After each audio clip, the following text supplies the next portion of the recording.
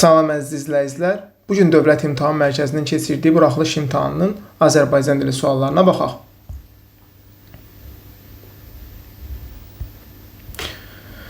Başlayaq. D variantının 31-ci sualı. Təzə açılmış çiçəkləri görəndə, yazın ilıq nəfəsini sinənə çəkəndə adamı qəribə hisslər bürüyür. Cümləsində zaman zərflikləri, həmcins zaman zərflikləri nə ilə ifadə olunub? Nə zaman təzə açılmış çiçəkləri görəndə, nə zaman yazın ilıq nəfəsini sinənə çəkəndə. Bu zaman zərfliyidir. İfadə vasitəsi anda əndiyə görə bilirik ki, bu feili bağlama tərkibidir. 33-cü sual. Doğru fikri müəyyənləşdirin. İlk sözün həm sinonimi, həm antonimi var. Müasir sözünün həm sinonimi, həm antonimi var. Müasir, köhnə, qədim, köhnə antonimi də var. Çağdaş sözü ilə sinonim də saymaq olar. Bir doğru. Tünd qara hərflə yazılmış ifadə mürəkkəb feildir. Sərf etmək, bəli, etmək, olmaq, bilmək, bunlar mürəkkəb feil yaradırdı. İki də doğrudur. Çoxaltma dərəcəsində bir dənə çox sözü, burada çox faydalı sözünü götürmək olar. Başqa çoxaltma dərəcəli söz yoxdur. Peşəkar sözünün sinonimi işlənmişdir. Peşəkar, yəqin ki, professional sözünü nəzərdə tutur. 1, 2, 4 doğru cavabdır. Bani təqlid eləyən bir şəxs deyil. Təqlid eləmək tam fərqli bir mənadır. Bir şeyin əsasını qoyan, yaradan bir şəxsə demək olar. Amma təqlid etmək, təkrarlamaq mənasındadır. Bu isə uyğun gəlmir. Ədat işlənmiş cümlələri müəyyən edin. Qoysana, əmr ədatı. Ki, qüvvətləndirici ədat. Bəli, təsdiq inkar ədatı. Da da burada bağlayıcıdır. 3-də bu həkim həftənin tək günləri işləyir. Burada da yoxdur, ümumiyyətlə köməkçiyə, yəni ədata rast gəlinmir. O heç vaxt artıq söz danışmazdı. Burada da yenə ədat rast gəlinmir. Ədata rast gəlinmir. Yəni heç sözü burada ədat deyil, heç vaxt bir yerdə gedir. 34. Yanlış fikirləri müəyyənləşdirin. Sxeminə uyğundur, iki sxemə uyğundur. Gizlədim sözü həm əmr şəklində, həm də xəbər şəklində düşünülə bilər. Mən tutalım ki, deyirsən ki, mən o kitabı gizlədim mənasında. Bir də t orada leksik şəkilçi kimi də düşünülə bilər. Yəni bir leksik, bir qrammatik kök bir leksik, bir qrammatik şəkildə düşünülərsə əmr şəkli olur. Keçmiş zaman şəkilçisi və şəxs şəkilçisi kimi düşünülərsə olur.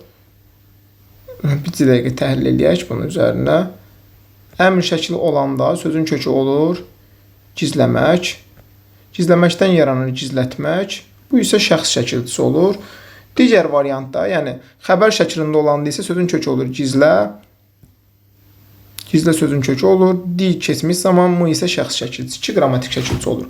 Yəni iki sxema uyğundur deyə yanlış fikrin 1 ilə 1-dir. Kök və başlanğıc forması fərqli nitq hissəsinə aiddir. Xeyr. Gizləməkdən gizlətmək yarandığı üçün, feildən feil yarandığı üçün fərqli nitq hissəsi deyil. Fikrin 1-də yanlış, fikrin 1-də 2-dir. Baxaq o biri variantlara. Yalnız sadə feil kimi düşünmək olur. Düşünək sözü ümumiyyətlə əmr şəklində və xəbər əmr şəklində düşünülə bilər, bir də arzu şəklində düşünülə bilər. Hər ikisində sadə olur. Düşüncə sözü ilə eyni köklüdür, elə səhv fikir budur. Çünki düşüncə sözü ilə eyni köklü ola bilməz. Düşünək sözü də leksik şəkilçisi yoxdur. Düşüncə sözündə cazəl leksik şəkilçidir. Bilirdik ki, eyni köklü olması üçün leksik şəkilçi mütləq iştirak eləməlidir sözün tərkibində. Ona görə də 1, 2, 4 düzgün cavab. 5 və 6 hər ikisi doğru fikirlərdir. Gizlədim sözünü dedim əmr və xəbərdə düşünmək olar. Düşünək sözünü isə əmr və arzu şəkillərində düşünmək olur. 6 da ona görə doğru fikirdir. 35-də səhvi soruşur, yanlış fikir hansıdır? Göstərirsən nəyi öz gücsüzlüyünü? Bir cümlə üzvü burada var. Necə göstərirsən özündən gücsüzə qəzəblənməklə göstərirsən. Bu da tərz hərəkət zərfi kimi yəqin ki götürülür. Yəni 3 cümlə üzvü var bu cümlədə dəqiq. Əslində sadə bir sualdır. Sadə cümlə deyil bu. Çünki göstərirsən, şəxsi cümlə deyil daha doğrusu. Bu çünki göstərirsən sözü ikinci şəxsin təkindədir. Şəxsi cümlə yalnız üçüncü şəxsin təkində olurdu. Sən göstərirsən. Bu artıq müəyyən şəxsi cümlə olduğu üçün B variantı yanlış fikirdir. Tərkib əmələ gətirmişdir. Özündən gücsüzə qəzəblənməklə tərkib əmələ gətirib. Məsdər tərkibi. Altından xətt çəkilmiş söz tabellik əlaqəsinin yalnız əsas tərəfidir. Göstərirsən sözü, bəli, xəbərdir. Burada mübtəda da yoxdur deyə, yəni mübtəda və xəbər arasında uzlaşma əlaqəsi olsaydı göstərirsən sözü aslı tərəf ola bilərdi. Burada mübtəda olmadığı üçün əsas tərəf götürülür. Üst növündə işlətmək olar. Nəqli sual və nida cümlələrini kimi işlətmək olar. Əmr cümləsindən başqa digər cümlələrdə işlətmək olar bu cümləni. 36. 36-da əslində bu sual detektiv sözü tez-tez kitablarda da rast gəlinir, filmlərdə də rast gəlinir. Bunun yazılışı t-dır. Detektiv və istirahət sözləri düzgündür. Həşərat ə olmalı idi bu. Fontan o-dandır. Etimologiya o. Ədabas a-dan olmalıdır. Debütant ü. Kuzə u. Ekoloji sözü o. Deklamasiya a. Ona görə də düzgün cavab A variantıdır. 37. Çobanın könlü olsa təkədən pendir tutar. Baş cümlə ikinci cümlədir. Budaq əvvəl gəlir. Çünki sasi ilə bağlanan cümlələrdə belə olurdu. Baş cümlənin xəbəri feilin gələcək zamanındadır. Bəli, qeyri-qəti gələcək zaman. Hər iki cümlə feili xəbərdir. Feilin şəkilləri feili xəbərdir. Birinci cümlənin xəbəri şərt şəklindədir. İkinci cümlənin xəbəri zaman şəkilçisi qəbul edib xəbər şəklindədir. Baş cümlə müəyyən şəxsi sadə cümlədən ibarətdir. Bəli. Kim pendir tutar? O. Çünki müəyyən şəxsi cümlə sayılır. Bu mübtədasını bərpa eləmək olur. Budaq cümlə baş cümləyə bağlayıcı sözlər. Bağlayıcı sözlər demişdik daha çox sual əvəzi ilə ifadə olunur. Burada bağlayıcı sözə rast gəlinmir. Ona görə düzgün cavab elə D variantıdır. Yəni yanlış olan variantı soruşur, cavab D-dir. Sxem də düzgündür çünki əvvəlcə budaq, sonra baş gəlir.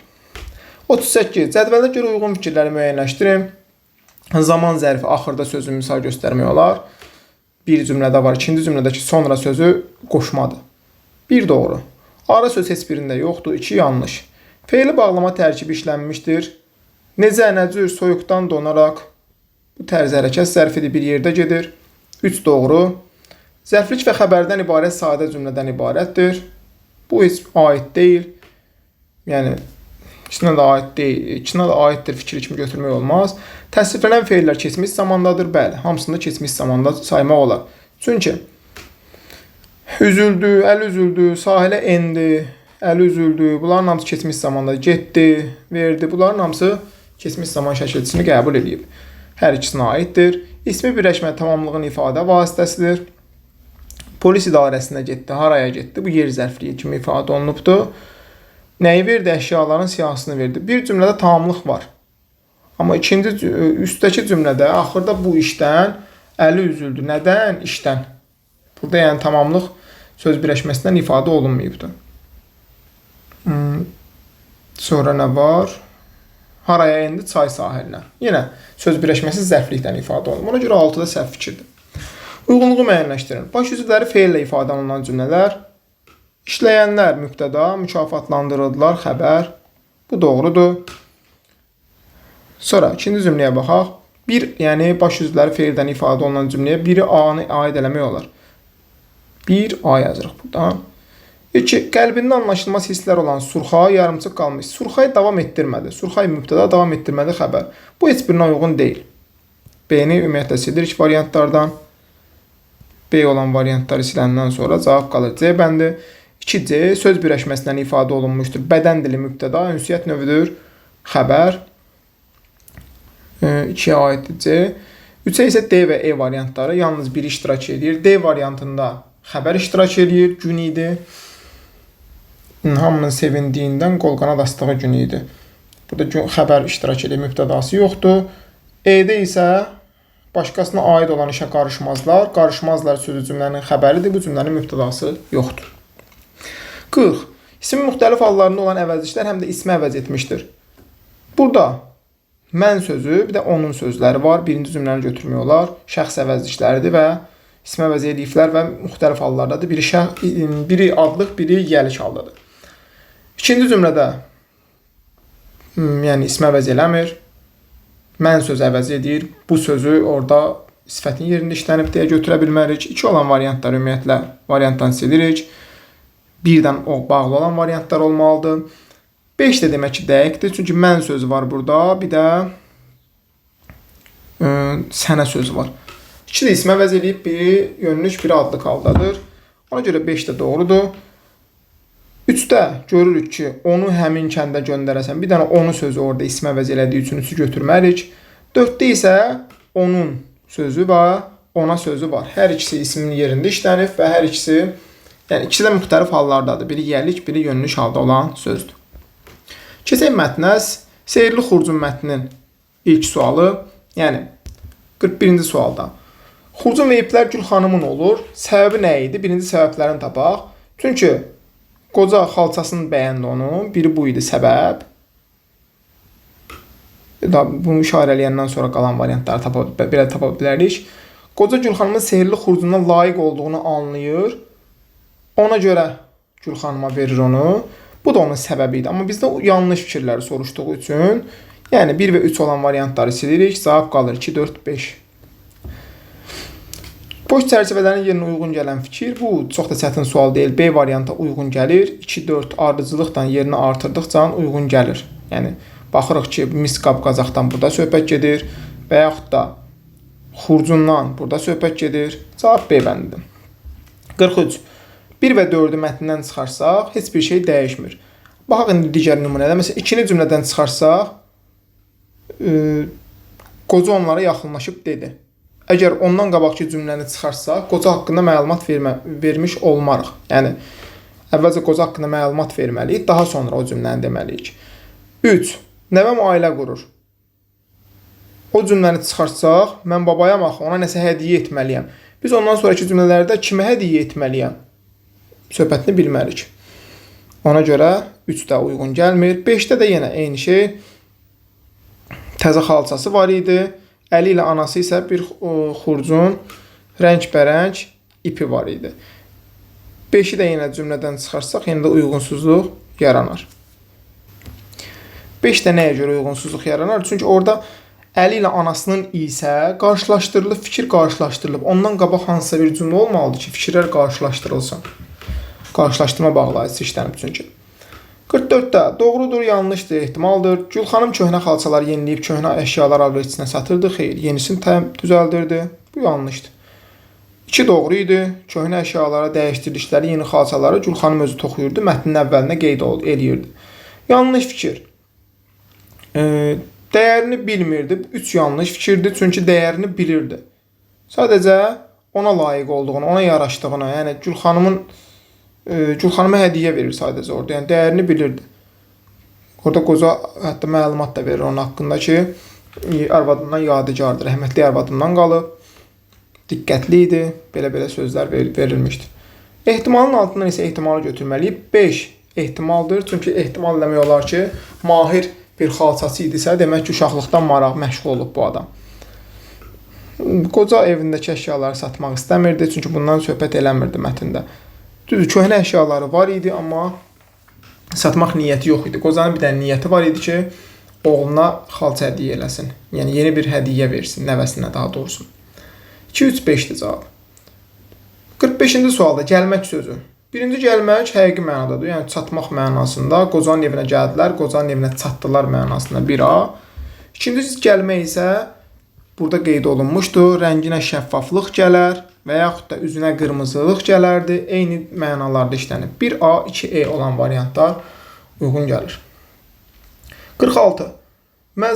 Mənasını müəyyənləşdirib yazın. Ehtiyac içində yaşamaq, yoxsulluq içində yaşamaq, yəni kasıb olmaq mənasındadır. Maddi cəhətdən pula ehtiyacı olmaq demək olar. Əsaslı məşğul olmaq, ciddi məşğul olmaq, hərtərəfli məşğul olmaq demək olar. Hər tərəfli bir işi görmək, məşğul olmaq demək olar. Yəni bir məqsəd qoyursan, hər tərəfli o işdən məşğul olursan. Gecəsini gündüzünə qatıb yerinə isə izah eləmək üçün demək olar ki, çox çalışıb, çox əlləşib, vuruşub, çalışıb demək olar. 47. Üslubu xüsusiyyətlərə uyğun zənginləşdirin, yəni məcaziliyi artırmaq lazımdır. Çünki üslubu xüsusiyyəti bunun bədidir. Bədiyə uyğun bir şeylər yazmalıyıq. Sizin bu xoflu xalçanızı bəyəndim. Sizin bu xoflu xalçanızı görəndə ağzım açıla qaldı. Və yaxud da çox xoşuma gəldi. Xoşuma gəldi frazeoloji birləşmə olduğu üçün. Yenə eyni, məzmun eyni qalır, amma cümləyə məcaziliyi artırırıq. Və yaxud da mən bu iplərdən gözəl bir xalça toxuyacağam. Mən bu iplərdən dünyada tayı bərabəri olmayan bir xalça toxuyacağam. Yəni, yenə də məcaziliyi artırdıq bu cümləyə. Demək olar. 48. Gülxanım obrazı ilə bağlı cədvəli doldurun. Gülxanım obrazı haqqında iki yəni xarakterinə aid xüsusiyyət yazmalıyıq və əsaslandırmalıyıq. Zəhmətkeşdir. Çünki əvvəllərdə də qeyd olunmuşdu. Səhərdən axşamədək şəhərin küçələrini gəzirdi. qışqıra-qışqıra xalçalarını satırdı. Bu onun zəhmətkeş olduğunu göstərir. Bir də mahir xalçaçı idi. Çünki o keyfiyyəti müəyyənləşdirə bilirdi. İp boyamağın ən yaxşı üsullarını bilirdi. Bu da onun əsaslandırması kimi qeyd oluna bilər. 49. Uyğun ifadələr yazmaqla. Bura ən uyğun gələn cavab elə hədiyyə sözüdür. Bu bir xurcun ip nəvəmin hədiyyəsi idi. Nəvəmin hədiyyəsi idi. Amma onları xalçaya dəyişsəm, ona əsl hədiyyə olar. Demək olar. Çünki rəhmətli arvadından qalmışdı. Nəvəsindən qalmışdı da demək olardı. Yəni uyğun gəlir bu. 50. Zər qədrini zərgər atalar sözünü mətndə 2 müxtəlif məqamla əlaqələndirin. Bunu bir qocanın arvadına aid eləmək olar. Çünki xalça işin yaxşı bilirdi. Hətta orada qeyd olunmuşdu ki, iplərə güvə düşməməsi üçün yumaqları yığdığı xurcuna limon qoyardı. Zər qədrini zərgər bilir. Yəni bir işin qədrini o işi bacaran bir şəxs bilər mənasında.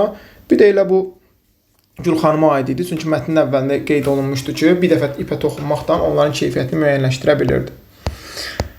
Sonra keçək ikinci mətnə. İnsana bənzəyən və çoxalan robotlar mətni müasir dövrdən əlaqəli bir mətndir. 51. Mətndə məlumat var. Bəzi robotların yaranma səbəbləri eynidir. Bəli, insanların rifahı üçün, insanların yaşayışı üçün, əyləncəsi üçün demək olar. Var mətndə. Ksenobotun forması onun çoxalmasına təsiridir. Bəli, bu da mətndə qeyd olunmuşdur. Forma olaraq hardasa bir dəqiqə çoxala bildiyini, onun C şəklində olması, bəli, bu var. Mikroorqanizmlərin hamısı robotdur, belə bir fikir yoxdur. Canlı hüceyrədən robot hazırlamaq mümkündür, bu da mətndə var idi.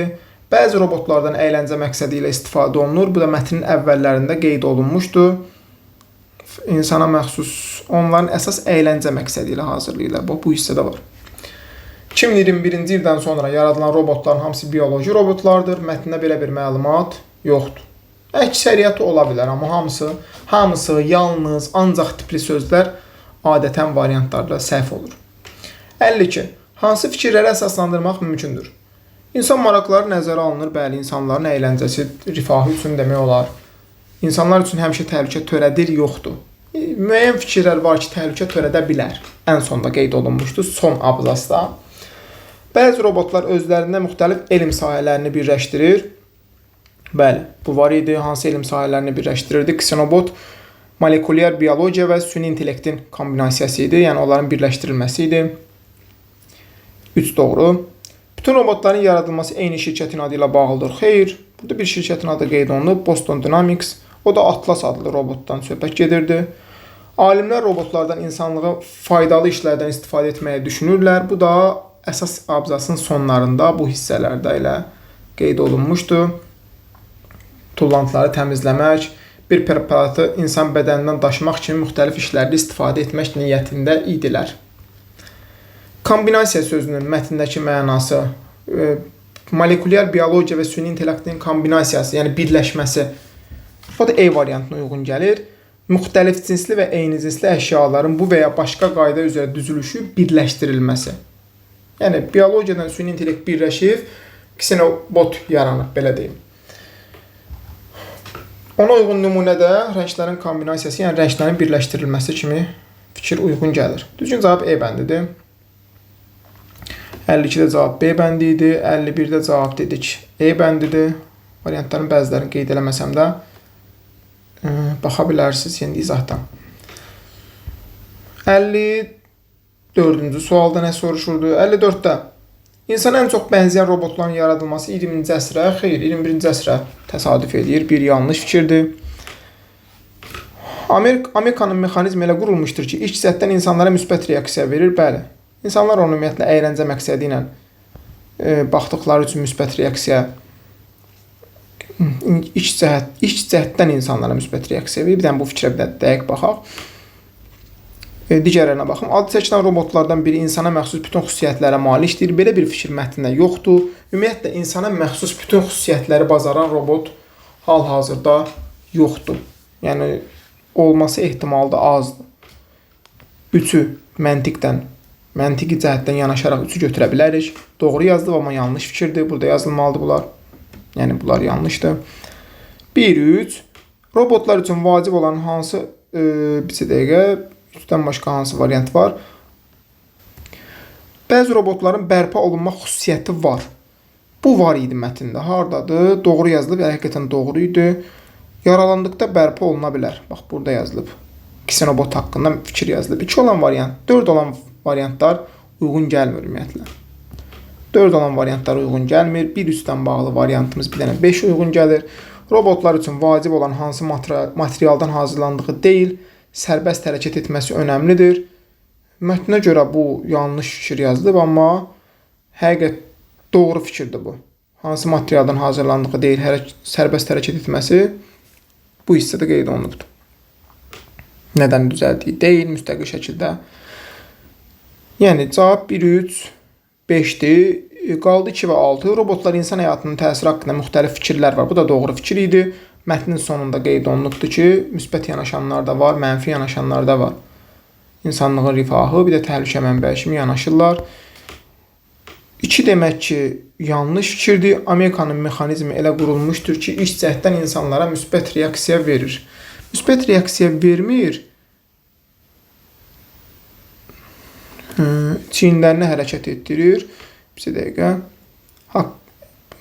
Onu eyni səbəbdən son illər belə bu hissələrdə ilk cəhddən ətrafda saçqınlıqda baxdıqdan sonra əllərlə bədənini yoxlamağa başlayır, sanki qorxur, olanları anlamağa çalışır. Yəni bu hissələrdə demək olar ki, ilk cəhddən insanlara müsbət reaksiya vermir. Daha sonradan insanlar anlayır bunu. Bu doğru fikir deyil. 55. Xenobotun ilkin kompüterə bənzər cəhətlərini müəyyənləşdirir. O cəhətdə elə bir cümlədə qeyd olunubdur. Meydana bu hissədə qeyd olunubdur ki, ilk kompüterlərə bənzətmək olar. Yüklənmiş kiçik yaddaş sayəsində, yaddaş söhbətini buradan baxırıq, insanların verdiyi əmrləri yerinə yetirə bilir. Bir də bu hissəni götürürük. Yaddaş və əmri yerinə yetirmək. Yaddaşa malikdir, əmrləri yerinə yetirir. 1 və 5. Düzgün cavab E bəndidir. Daha sonra cədvəli tamamlayın. 56-da cədvəl müddəa fakt cədvəldir. Fakt olaraq qeyd olunub ki, Amika adlı robot insan kimi mimikalara məxsusdur və yaxud da mimikaları eynən insandakı kimidir. Başqa fakt və müddəalar nə yaza bilərik? Fakt olaraq burada insana aid xüsusiyyətlər başqa nə yazmaq olar? Məsələn, yazmaq olar ki, insana məxsus hərəkətləri ustalıqla təkrarlayır. Atlas adlı robot insana məxsus hərəkətləri ustalıqla təkrarlayır. Bu hissəni yazmaq olar. Bir faktda bunu yazdıq. Daha sonra yazmaq olar, Xenobot yeriməyi, üzməyi, kiçik yükləri daşımağı bacarır. Hətta çoxalması da var bunun. Bu da bir xüsusiyyət. Üstdən insana aid robot yazdıq və onların xüsusiyyətini qeyd elədik. İndi fikir olaraq bir fikir gətirməliyik ki, bunların hamısını birləşdirsin. Qeyd eləmək olar ki, müasir dövrdə yaradılan robotların insana məxsus xüsusiyyətləri var. Və bu da sübut olaraq da qeyd elədik. Hansı xüsusiyyətləri var.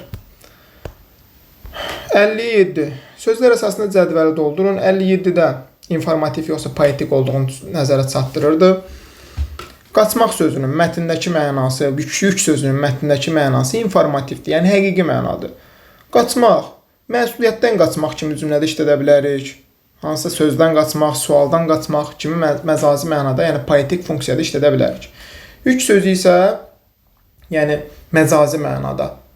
Onun işin yükü daha belə ağır olduğunu çatdırmaqdan ötürü qeyd eləmək olar.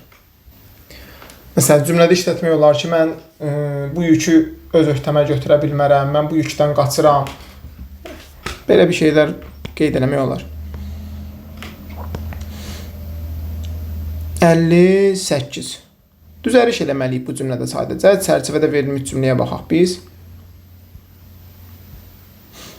İnsana bənzər saxta yox, süni varlıq, yəni süni intellekt nəzərdə tutulur yəqin ki, burada böyük marağa səbəb olduğundan son illər belə robotların sayında çoxalma, artım müşahidə edilir demək olar. Çoxalma və yaxud da artım demək olar. 59. Ziddiyyət təşkil edən cümlələr hansıdır? Əsas hissədə bir-biri ilə fərqli fikirlər harda qeyd olunubdur? Burada bir yerdə yazıbdır ki, Amika adlı yeganə bioloji robot. Burada isə qeyd olunubdur ki, Xenobot adlı ilk bioloji robot. Yəni bir tərəfdə deyir Ameka yeganə robotdur, digər tərəfdə deyir ki, Xenobot adlı bioloji robot da var. Demək ki, bunlar bir-birinə zidd olan fikirlərdir. 60-cı sual. Robotlar gələcəkdə bəzi qlobal problemlərin həllində insanlara kömək eləyə bilər. Mətnlə əlaqəlidir, bəli. Bu da əsas hissənin son abzasında qeyd olunmuşdur. Hansı köməklər eləyə bilər? Mətndə də qeyd olunmuşdur ki, alimlər gələcəkdə onların ətraf mühiti və su hövzələrini tullantılardan təmizləmək, bir preparatı insanın bədənindən daşımaq kimi müxtəlif işlərdə istifadə etmək niyyətindədirlər. Yəni bu da bəzi qlobal problemləri həll eləyə bilər. Yəni ətraf mühitin təmizlənməsi kimi problemləri həll eləyə bilər. Bu qədər, hər birinizə uğurlar arzulayıram. Əgər suallarla bağlı nəsə, yəni maraqlı olan nəsə məqam olsa yaza bilərsiniz WhatsApp vasitəsilə. Bir də açıq suallarda indi fərqli cavablar var. Onları da yəni soruşmaq istəsəz rəy bölməsində yazıb soruşa bilərsiniz. Sağ olun.